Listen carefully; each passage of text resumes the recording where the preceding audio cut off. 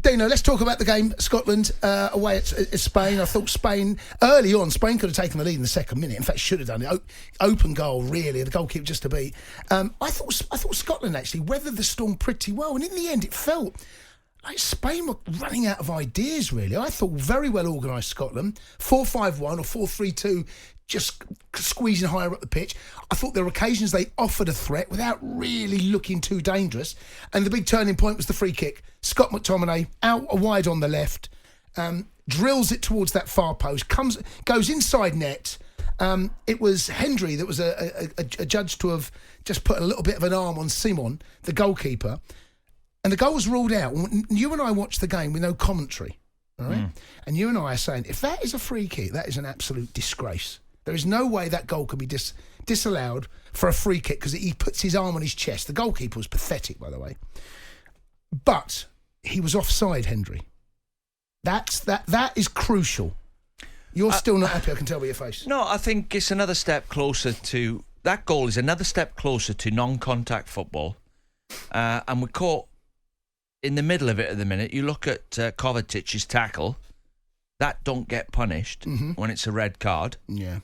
And then you see the who was it leaned on the keeper? Hendry puts his arm on the keeper.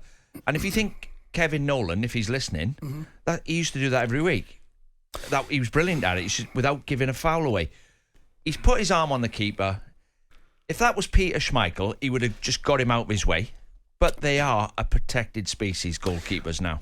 But I think we need to go through this step by step. Here's my understanding of why that goal was disallowed.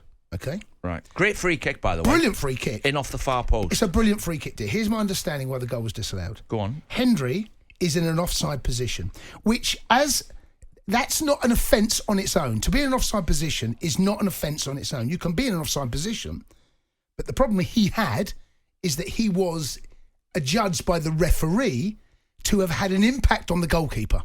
Interfering with play. Interfering with the goalkeeper, right? That's those two things together. It's not one on its own. That enough is not a free kick on Simon, the Hendry's. That is not enough. But you put the two together, that's why the referee was sent to... Still not having it. Well, it's another rule. It's a bit like the handball rule. It's silhouette, your arms in a natural position. This rule of interfering with play, I don't get it. Like, if there's a Hendry standing that close to the keeper, right?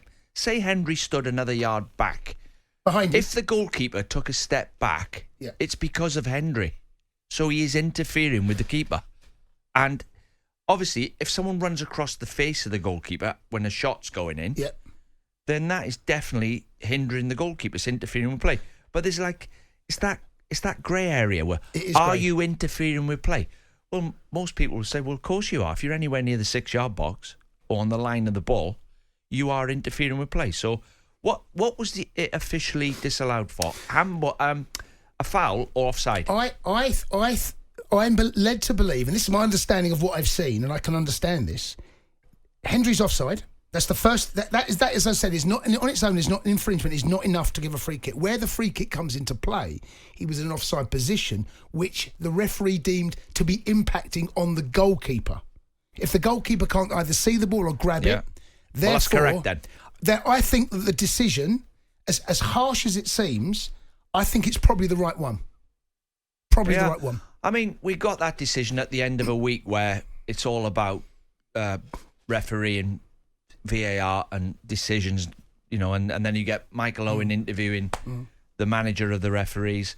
So we've had this at the end of the week, and they're talking about ex-players going in and doing the VAR. Yep. The more I think about it, we don't know the laws properly. No, you learn that. You have to go through a crash course. You would have to absolutely go through a crash. And they're going to have to make them clearer, because I don't care who you are.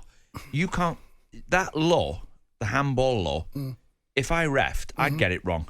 Yeah, but it's subjective. That's the problem. They need to clear it up. The Luton, the penalty that was given at Luton with his arm as above, and we don't want to get in that yet. We're going to concentrate right now, Dino, on Spain 2, Scotland 0. McTominay had a goal disallowed on face value. It looked like a perfectly good goal that was disallowed, but VAR interfered, and the goal was disallowed. 03717223344. Let's go straight to lines.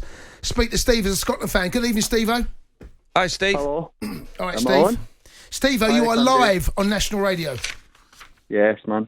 I was just saying, we've been done a few times for rules. You know, if you remember back in Italy, there was a free kick at Hampden and we got done. It's happened a few times to us, and this is the worst. I don't see any foul, man. I agree with the guys. There's no foul, there's no offside. Well, it's not enough for a foul, is it? But you've just explained something else, Jace. You've explained he was in offside. He was in an offside position, and he hasn't touched the ball. No. He was. The lines. Was. The lines. No, I watched it live. There's no foul, man. No, there's nothing. No, but there's two moving parts to this. One, the offside, and then two was, and in the referee's opinion, he was interfering with the goalkeeper. In the goal for a corner, bro. Nobody's offside. No, it wasn't a corner. No, it was a free kick. It was a set piece. So as the ball leaves McTominay's foot, he's offside. Same difference. No, it's not. You can't be offside. He smacked it in for a dead ball. Yeah, but you can't be offside from a corner. Well, he's not going to be offside for a free kick either, dude. Yeah, he is. He is, because the free kick's taken 3 yards from the byline. A corner's taken from the byline. Steve, are you sure you watched the game? So who was offside then? Well, Henry's foot was offside as it left McTominay's foot, but he still doesn't disallow the goal unless he's interfering with the keeper. And he did. Yeah. He put his arm on the keeper's chest. I have to say, it could have gone either way. Mate, I looked that back. Obviously, I'm Scottish biased here. Yeah. But you're still in a great position, Steve-O. Yeah, of course. We're going to get there. We're going to get there. But it would have been nice to beat Spain again. Yeah, indeed. Was it 1963 the last time you beat them, wasn't it? Yeah. Sorry? Steve, 1963 the last time you beat Spain, wasn't it? No, it was at Hampden, mate. We beat them 2-0, mate. No, in Spain. In Spain. No, in Spain. Cheers, Steve-O. Thanks for the call. Let's go and speak to Neil. He's a Scotland fan. He's dialed 03717 223344. All right, Neil. Hi, Neil. Hi, you all right, mate? Yeah, not bad. How you feeling? A lot of it gutted, to be fair, but to be expected, innit? Go on. Honestly, I think the goal was absolutely fine. I mean, it was a belter of a kick, you know. It was a screamer of a goal. And at first look, like, I didn't even think there was a foul on the keeper. Like, you know, watching it at home in real time, I didn't see a foul on the keeper or anything. I thought McTominay was going to whip it across for a header, you know. But obviously, it caught the keeper out when he just went straight for the goal. But you know, even looking back at the replay, I still can't see an offside or anything. Like, I didn't see the replay properly. Like, you know, I've only seen the replay the once. So I'd have to look at it again. But you know, I think the goal should have stood at least. But it's quite difficult to see because McTominay, as McTominay hit the ball, as it's left his foot, we are looking at his back as well as the line going to Henry's foot, and it does look like he's in offside position. But it's like, at what point has that ball left McTominay's laces? Well, when we saw the still, thanks for the call, Neil. When we saw the still, Henry's foot looked offside, and then there was, admittedly, it was about 10-15 minutes later on the screen that we saw, they showed the line going across the 6-yard box, and Henry's toe was offside. His toe was offside. His toe was offside. So, have they got the technology right at the other end? You've got to trust the process and say yes, they have. But after what happened, no, they haven't, Jace. Because no, and I'll give you an example. Right. You know what? You know, even on a golf ball, the ball stays on the club longer. Right. Certain balls. Right. So a softball, a Titleist Pro V, would stay on the club face longer than a rock hard top flight. Right. Okay. So that ball, you can see the compression on the ball if you look at it in slow motion. Yeah, it squashes enough, doesn't it? So when you kick a football, have they got the technology spot on to match up the toe, the other end? When does it leave his foot? Well, do you know what? If you watched referees mic'd up, they did show the point of contact when the ball leaves the foot, and they asked for another frame. So they do move frame by frame. I'm guessing that it's as close to being as perfect as you can get. Of course, there's... So... his toes offside, so that's his toes offside, mate. So there is room for that being wrong. I would guess that they've gone through this there's enough technology in there with the lines when it left his foot. Dino, I don't have all the information to my hand, but when you see the way it's slowed, even on Sky, you do see that the point the ball leaves the foot.